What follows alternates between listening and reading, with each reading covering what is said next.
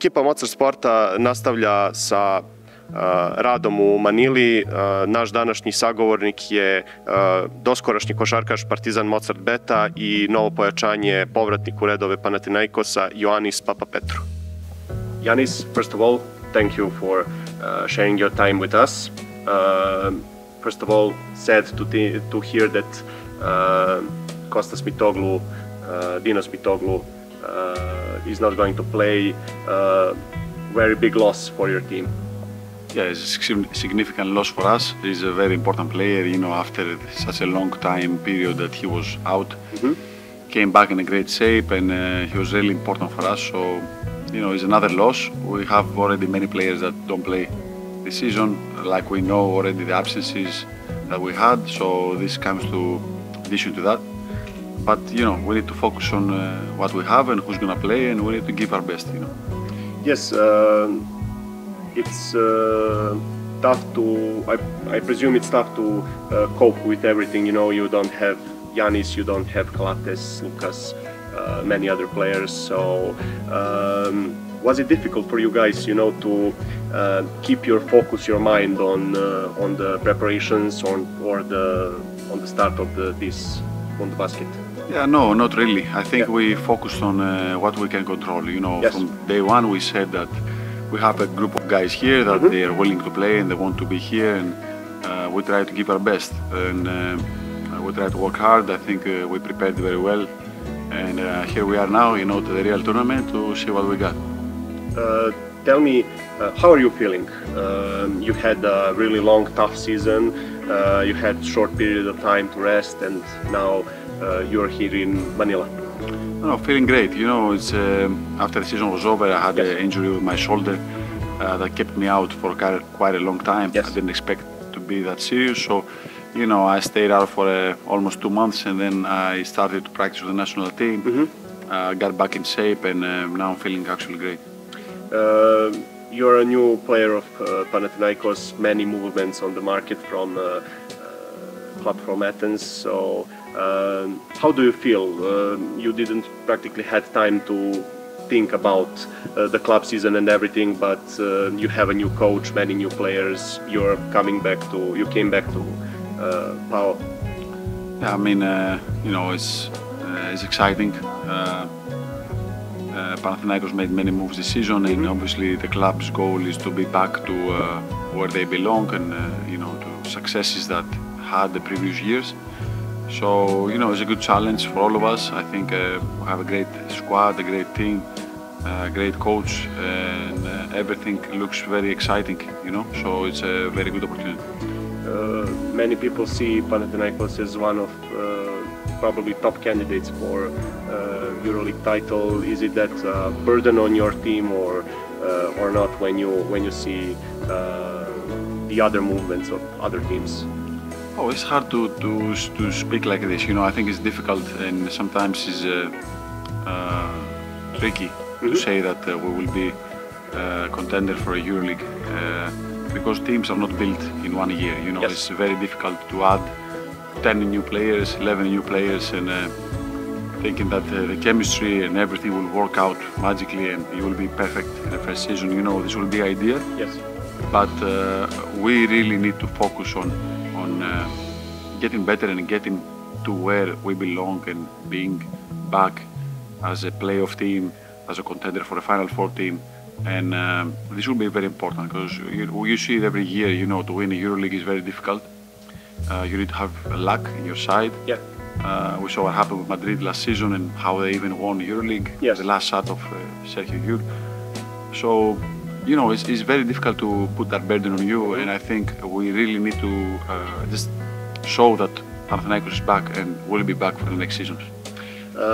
2 months have passed since you and other guys from Partizan won the Adriatic League.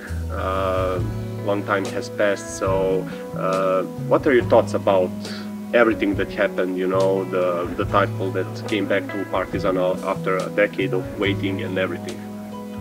It's an amazing feeling, you know. It's memories that will forever stay with me. It's, you know, to do it like we did it with this group of guys and coach and the organization. It's really, amazing memories.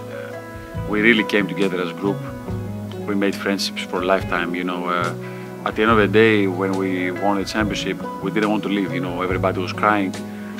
People didn't know if they're going to be back because many contracts were expiring. Yes. And to that day, we really keep group chat together. Yeah. As a team, as this team, and, yes. and we communicate with each other, even though a lot of guys have left and changed teams. And it was an amazing feeling, really. It was amazing for the fans, for Partizan to be back in EuroLeague first season, and yes. I really think it was a very successful season. You'll have Matthias Lesor with you in Panathinaikos. Are you happy about that? Oh yes, for sure. Matthias is a great player, very dominant. I think he's playing unbelievable basketball last season for Partizan, and I hope and I think he will be like this season too. But also amazing guy, so very happy I will be with him. Probably many journalists ask you about your relationship with Željko Obradović, but you had a 1-year experience with him, and how do you look on it when the time passed? Well, it's our relationship is great. He's what can I say? He's a god of basketball. He's a really unique person to meet and to work with, and I feel privileged that I have the chance to be there and work with him, and that he chose me to be in the team.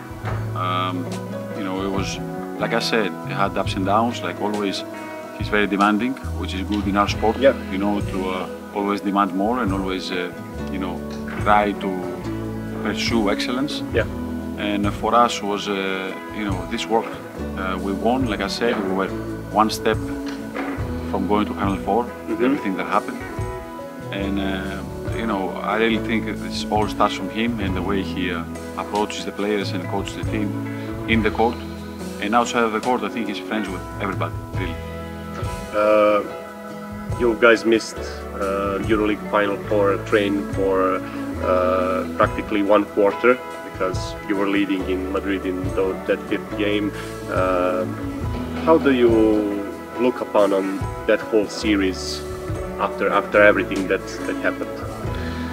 From the history and from watching EuroLeague all these years, I really think it was an unbelievable series. Like, we lead it 2-0 and then we came back to Serbia and leading for 15 points the first quarter of the game, and everybody thought it would be over, and Madrid won the next 2 at home and with a fight and players not being able to play and everything that happens. It's a crazy series,